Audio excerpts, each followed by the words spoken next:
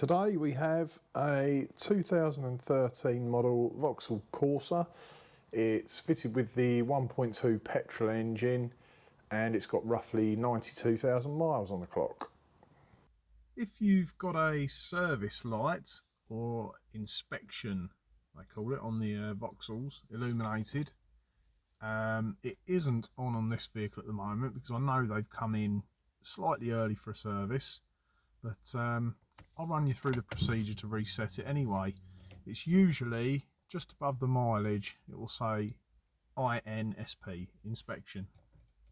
So starting in the ignition off position, I'll just tap this once to illuminate the display. Next you need to press and hold this trip reset button and the brake pedal at the same time.